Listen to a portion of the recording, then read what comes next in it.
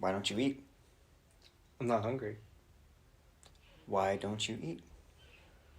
Because I don't want it.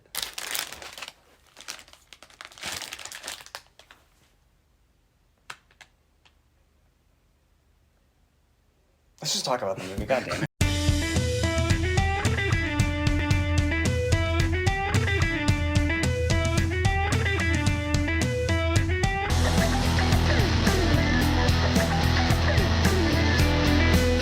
You ever just watch a movie that does everything you possibly could want it to do, and it just hits all the right marks for you? The Menu is a new movie that's just come out. I didn't know a lot about it going in.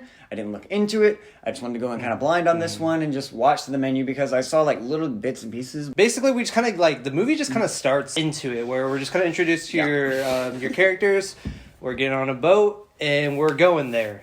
We're rolling into it. It's just a bunch of characters going to a very fancy restaurant. Things are not what they appear, I guess. What I appreciate about this movie is how it really starts off with its world building. You have, like you were saying, that this group of rich people are going to this event, this culinary presentation. It's something to kind of behold, something not a lot of people get to go to. So it's a very unique opportunity, and that's really sold through our first two characters introduced and our main two characters that we follow throughout the movie, played by Nicholas Hoult and Anya Taylor-Joy, both Tyler and Margot. Amazing protagonists, great characters. This film does a great job at just throwing you in and introducing you to them, and you really get to know the world through their POV, and that's my favorite type of storytelling, so I'm right there with it. Yeah, with those characters, it's just amazing performance with the actors as well. I feel like every characters, even the characters that are not important are just kind of hanging out, every character is just driven by something, and you learn that through certain dialogues. Each of these actors' performances, even the side characters, are fantastic.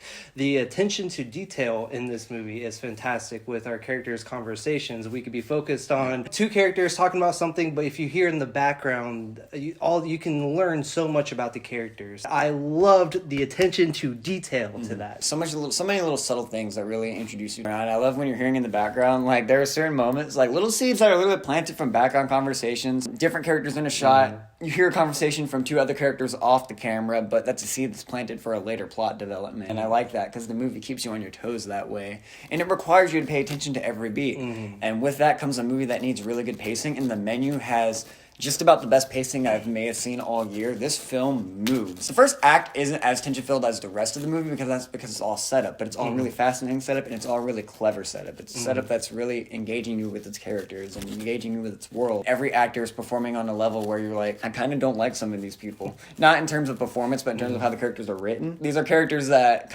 are a bit snobby and a bit uptight, but again, that works to the movie's benefit because then it adds to the other social critique it's trying to do. It's just really cleverly thrown in there. This movie doesn't slow down either. The pacing was on point, like I said. There was never a dull moment in this movie. I was never bored with The Menu. Yeah, I was never bored. I was always intrigued what was going on, and especially the camera work, the close-up shots, and the passion behind food. It was just drawing me in, and I loved it. The attention to detail.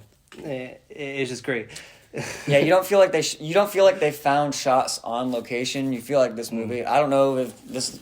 Again, we didn't work on this movie. If you told me this whole movie was storyboarded out, I'd believe it. Like all the shots feel so meticulous and so well done and so well crafted. Anytime you're trying to follow a POV of a character, anytime you're getting into someone's headspace, like there are moments where Anya Taylor-Joy, her character Margot, needs to feel isolated. And the camera work does such a great job at just pulling her into focus and keeping those close-ups tight on her. It just added this sense of unease and a sense of discomfort that put you right in the shoes of her. And I loved every second of that. I love how this movie also doesn't directly tell you things. There is a lot of things that are just set up for the viewer's interpretation. I just love when movies don't tell you things directly because it makes me more focused into the movie. It makes me more drawn into the movie. There's a little mystery going on, and that always just gathers my attention. So it's like, oh, well, here I am, I'm drawn in. Yeah, and that really goes with how clever the movie's written. The writing is some of the best I've seen all year. The writing in The Menu is great because all of the tension and all of your discoveries for the plot are done so organically. Every little line of dialogue that reveals something about a character that we didn't know before never feels like you feel like the screenwriters are trying to tell you something. You just feel like you're listening to a character talk and you're genuinely getting their outlook on something. And it takes really good writing to do that, because sometimes when you do learn exposition about a character in a film, it can come across as very exposition heavy, or it feels like it's the moment where the screenwriters feel like, oh man, I gotta fit their backstory in somehow, so I guess I'll just put it here and they'll say it. And they'll explain it. This one, like, there's one conversation I won't spoil, but between Ralph Fiennes, who we'll get into in a minute, holy shit, between the chef, the head chef, the antagonist of the movie, and Margot, the way the dialogue is presented, you find out things about their characters that just feel so organic and naturally placed. I was so impressed with that. Like, within, like, I don't know, this movie's not that long. I was immediately engrossed in those characters, like I'd been watching them for hours on end.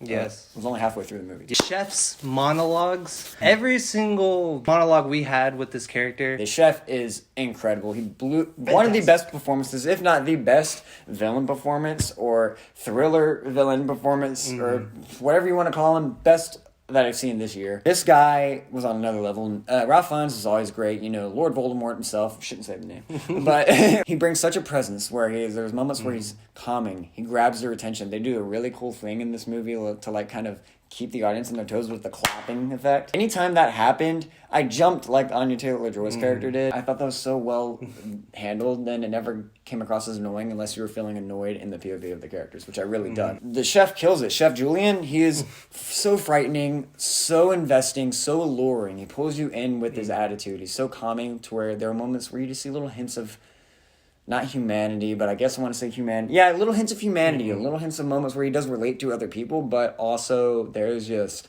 so much about this guy that's off. I can't really get too much into it without spoiling. Ralph Fiennes shows so many different layers with this character. He's literally an onion. He just keeps on folding back layers and layers, and as the movie progresses, he just keeps on folding, and that is the key to making a great movie, is just keep it constantly unfolding until the very end. Exactly. I love it. He's menacing, you feel almost calm, but you also feel like you need to give him such respect. Yes, chef! Yeah, like, yes, chef. As an audience member you're watching, you feel like you're stuck in the room with him. Every moment of tensity I felt, I was sitting, like, I do this thing when I get tense in movies where I kind of lock my legs back and I'm like just kind of there, and I just kind of lock my arms up. I was like that for the entire runtime. I was like, oh god, I had to remove. There's so many moments of genuine tension in this movie, just from this guy alone, that just, you could hear a coin drop in the theater. So many moments that either lead to something kind of really disturbing in terms of imagery, which this movie does do a great job with. It's, I think, disturbing imagery, catching you off guard while also showing you the horror. I like that the violence never felt gratuitous, and I appreciated how it was used here. Moments where we do see really disturbing imagery, it's handled really well, and I think very effectively to the movie's benefit, and it really did genuinely shock me. There was a moment where both my friend and I were like, oh! We all were. I thought this movie did a great job at knowing when to release the build of tension and when to build it, when to not, when to let you breathe as a character, when to do comedic relief. It knew how to balance all of that really well within its characters. Just from the villain himself, Ralph Fiennes is a vehicle for all of that. He pulls all that together. Long-winded way of saying this dude was so freaking good in this movie. This movie does a great job at handling themes and messages too, and I think they're balanced so well into the script, and they're everywhere if you're just looking out for them. And there's so many ways you can interpret them in you. There were so many things I picked up on. There are different things that I picked up on in terms of social media reactions it was talking about. People of the wealthy, the rich, how they react to world tragedies, how they react to bad things going on in the actual world with this sense of denial, a sense of unrelatability, where they can just kind of be like, oh, it's theater, it's stage, right? And I really liked that conversation. This movie spends a lot of time on conversations like that without dragging the story. And the balance is so well handled, so impressive to me. The way they balance everything out is just like a perfect dish. Yes, exactly. Honestly. Is when you take that bite, it just melts in your mouth. It's so balanced with characters, with the pacing of it, with the attention to details, with the conversations, with the cinematography. Everything about this movie is just like a beautiful bite. You don't eat this movie, right? You savor it. You savor every scene. Every shot. Every little conversation with the characters. Oh, yeah. It's all good. I actually have no flaws with this movie as well. Yeah. I've been thinking about it. I've been trying to think about it. One flaw about this movie, and me personally, I can't find one. Yeah, I don't have any problems with this movie. I mean, like, I guess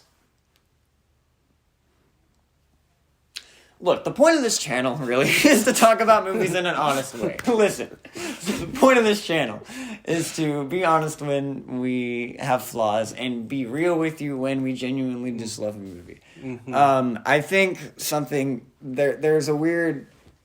there's something with film criticism sometimes. I feel like there's an expectation to look for problems as in a way of actively, I need to figure out what is wrong with this movie. Mm-hmm. That's not how I look at reviewing movies myself. When I'm watching a film, I watch in kind of a blank slate kind of mindset where I'm having the movie just speak to me and I'm watching it and I experience it. And if something stands out to me and bothers me enough to the point where I'm still thinking about throughout most of the runtime, then yes, I bring it up. I talk about it. But if a movie does such a good job of balancing everything, giving me character, giving me intrigue, giving me tension, giving me moments of shock, giving me moments of laughter, giving me moments of horror, giving me moments of intensity, giving me moments of tension, giving me great character.